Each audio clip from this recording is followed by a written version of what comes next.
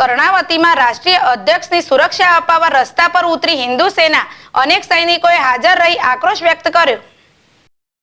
રાજસ્થાનમાં અજમેર શરીફ દરગાહને લઈ હિન્દુ સેના કોર્ટમાં ગયેલ છે, જે તારીખ હત્યા બાદ હિન્દુ સેનાના રાષ્ટ્રીય અધ્યક્ષ વિષ્ણુ ગુપ્તા પરત ફરતા હતા ત્યારે તેમના પર ફાયરિંગ થતાં પોલીસ તપાસનો ધંધો માટે ચાલી રહ્યો હતો અને રાષ્ટ્રીય અધ્યક્ષને પણ પોલીસ થાણા પર બેસવું પડ્યું હતું, જેના પડઘા ગુજરાતમાં પણ જોવા મળ્યા અને ગુજરાતના કર્ણાવતી ખાતે હિન્દુસ્તાનના સૂત્રોચ્ચાર અને નારાબાજી સાથે રસ્તા પર ઉતરી હતી। રસ્તાઓ ચક્કાજામ કરી હિન્દુ સેનાની સુરક્ષા માટે સરકાર પાસે માંગણી કરી હતી અને અનેક હિન્દવાદી નેતાઓની હત્યાઓ થઈ છે, પરંતુ સરકાર મૌન કેમ રહે છે?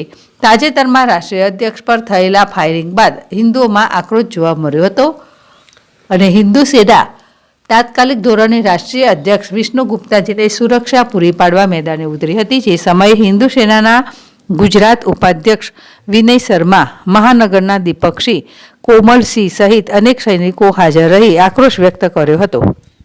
કંદેડિયા, ZSTV, જામનગર।